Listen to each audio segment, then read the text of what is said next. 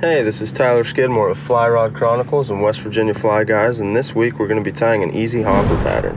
We're going to start by dressing our hook with 6/0 light green thread, or any hopper colored thread that you choose. And we're going to wrap down the shank of the hook, snip our tag end free, and then advance it a little bit farther to the barb of the hook. We're going to grab 3 or 4 peacock herl fibers free from the stem, and we're going to make sure that they're tied in nice and tight and secure in there. And we're going to advance our thread forward.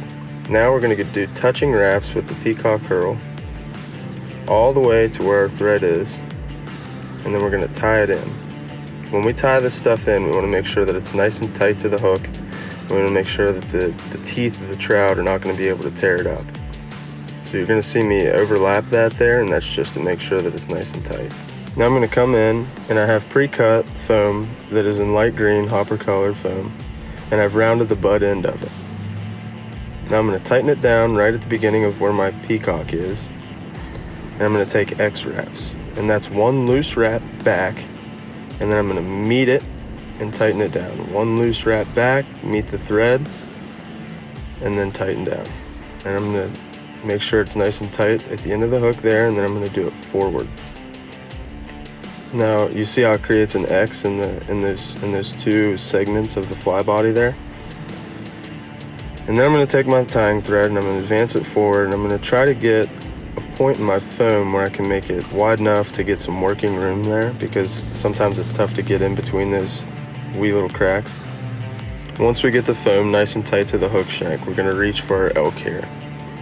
Give it a good stacking, and then take your elk hair and place it on top of the fly, measuring it to about the end of the hook shank here. And then I'm going to cut it with about an 1/8 inch of hair left from my tie-in spot.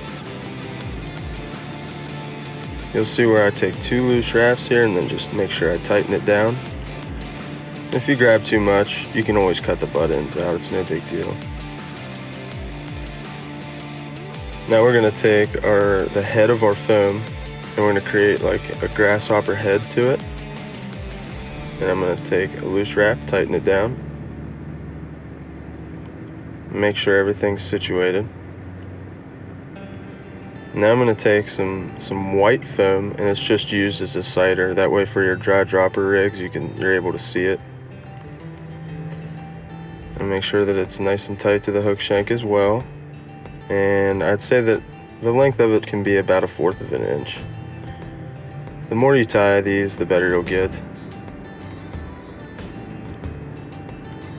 Now I'm going to come in with the end of my foam up here, and I'm going to cut it to length, leaving, I don't know, another 1/8 of an inch.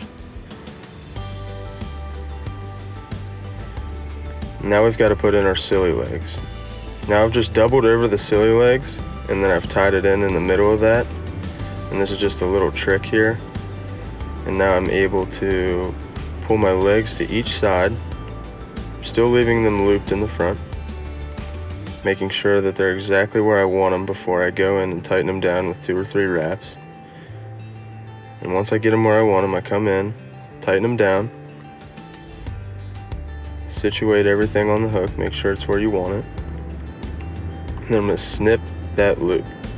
Now I'm going to trim my legs to about the length of the fly body here, maybe a little bit longer. And these legs are going to create like surface area on the top of the water, and that's what's going to make them float even better than just having the elk hair on there alone.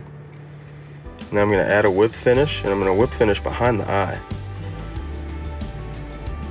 This is really going to make our fly pretty durable.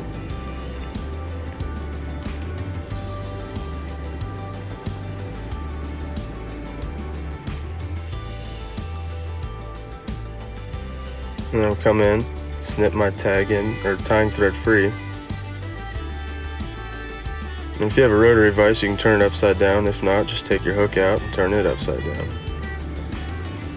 I'm going to take a little bit of loon hardhead here, and I'm not going to try to apply too much, because this stuff gets pretty messy if you get too much on there. But this is going to make sure that my thread's good, and it's pretty durable, and it's also going to solidify those silly legs in there so they won't move. As always, if you like this video, please like and subscribe, and you can find our flies at www.westvirginiaflyguys.com or go to Instagram and go to West Virginia Fly Guys. Thanks for watching.